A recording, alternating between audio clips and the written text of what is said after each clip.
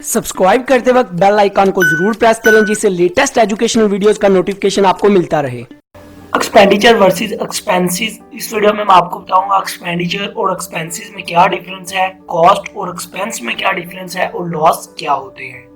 तो concept discuss करने से पहले एक छोटी सी इसकी डेफिनेशन को पहले रीड करते हैं। Expenditure versus expenses. The expenditure may be for the purchase of an asset, a reduction of a liability, a distribution to the owner, or it could be an expense. For instance, an expenditure to eliminate a liability is not an expense, while expenditure for advertisement, salaries, etc. while likely be recorded immediately as a expense.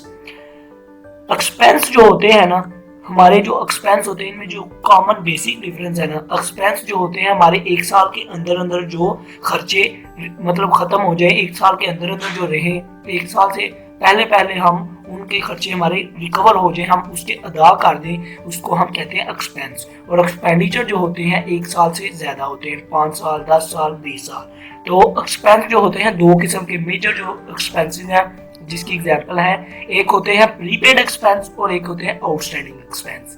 Prepaid expense वो होते हैं जो हमने advance में जिसकी payment कर दी हो, मतलब जो आपका कोई एम्प्लॉय है वो कहता है साहब मुझे सैलरी चाहिए, मुझे ज़रूरत है, अगले माह की भी दे दे, मेरी शादी है, मेरी घर वाले में किसी छोटी बहन की शादी है, तो इसलिए वो पैसे मांग लेता है या किसी भी पर्सनल ज़रूरत के लिए आपसे एडवांस में सैलरी ले लेता है। तो आप सैलरी जो है आपका एक्सपेंस तो है पर आपने एडवांस में दे दी, तो इसका मतलब ये है प्रीपेड एक्सपेंस। या रेंट आपने एडवांस में दे दिया तो ये भी प्रीपेड एक्सपेंस में आ जाता है। तो दूसरा एक्सपेंस है, एक्सपेंसेस में दूसरी टाइप है एक्सपेंस की outstanding expense.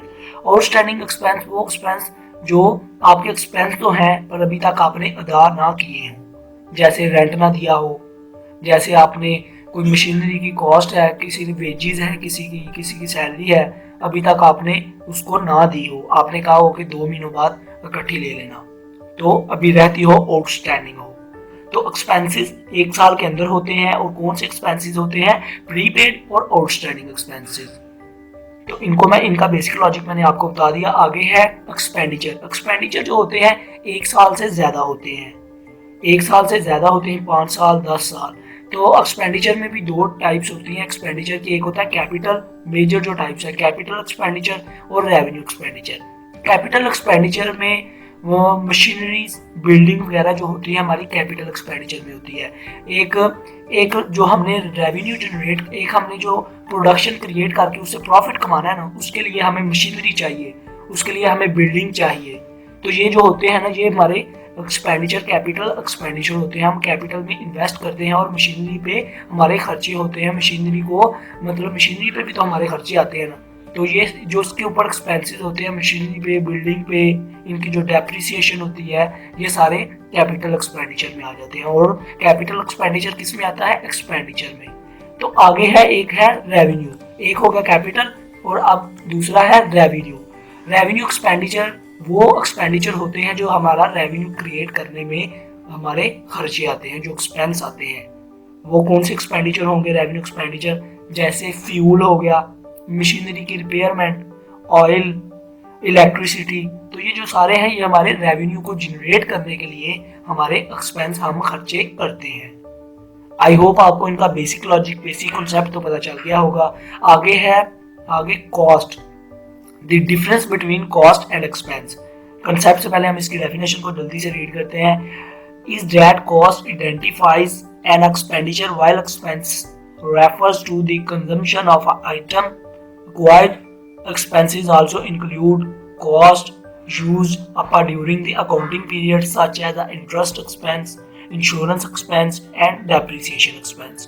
Cost simple word में आपको पता है, एक जो प्रोडक्ट है, जो प्रोडक्ट मेक कर रहा है, जो उसके ऊपर कॉस्ट आती है, मतलब जो रॉ मटेरियल जितने का खरीदा है, जितना उस पर बिजली की कॉस्ट आई है और जितनी वो मतलब जितनी लेबर की कॉस्ट आई है, उस जो प्रोडक्ट के ऊपर कॉस्ट है ना, मतलब जो उसके प्रोडक्ट के ऊपर अखराजात आए हैं, खर्चे आए हैं, उसको हम कहते हैं कॉस्ट। मतलब एक प्रोडक्ट जो है उससे एक कंपनी ने बनाई है, उसके ऊपर उससे पूछा जाए कॉस्ट कितनी है, वो कहती है 50 रुपए, मतलब उसका जो खर्चा है सारा वो है 50 रुपए। तो 50 रुपए जो है वो उसका खर्चा है। तो वो प्रोडक्ट कितने की बेचेगी? 70 रुपए की। 20 रुपये उसने प्रॉफिट भी तो रखना है ना, 60 की बेचे 70 की बेचे, वो उस पर डिपेंड करता है। तो एक्सपेंस क्या होंगे, वैसे कॉस्ट के अंदर ही हमारे एक्सपेंस आते हैं, पर एक्सपेंसेस जो होते हैं हमारे ऊपर वाले कॉस्ट के ऊपर जो अखराजात आते हैं उनको भी हम एक्सपेंसेस कहते हैं। लाइक ट्रांसपोर्ट के एक्सपेंस हो गए, एडवर्टाइजमेंट हो गई, सेल्स हो गई, इंटरेस्ट एक्सपेंस हो गया, इंश्योरेंस एक्सपेंस हो गया, डेप्रिसिएशन एक्सपेंस हो गया, तो ये भी हमारे एक्सपेंस होते हैं। तो कॉस्ट के अंदर भी आते हैं और कॉस्ट से जो ऊपर होते हैं अखराजात वो भी हमारे एक्सपेंस होते हैं। तो आगे लास्ट पर है लॉस। लॉस क्या होता है, सिंपल सा इसका लॉजिक है। लॉस फॉर एग्जांपल आपने एक प्रोडक्शन की, आपने एक 100 लैपटॉप बनवा कर थ्रू दी ट्रांसपोर्ट के जरिए से बेचा, तो 100 लैपटॉप में से एक गाड़ी का एक्सीडेंट हो गया जिसके जरिए से जा रही थी, तो उसमें से 10 लैपटॉप जो है डैमेज हो गए। तो 10 लैपटॉप जो है डैमेज हो गए, तो उनके पैसे क्या हो गए, उनकी प्रोडक्शन के पैसे आपके जाया हो गए, तो उसको हम कहते हैं लॉस, वो आपका घाटा हो गया, उसको हम कहते हैं loss. Loss is not expense, loss होता है घाटा, एक्सपेंस होते हैं अखराजात, खर्चे। आई होप आपको बेसिक लॉजिक पता चल गए होंगे। अगर वीडियो अच्छी लगी तो सब्सक्राइब और लाइक करना मत भूलिएगा। Good bye.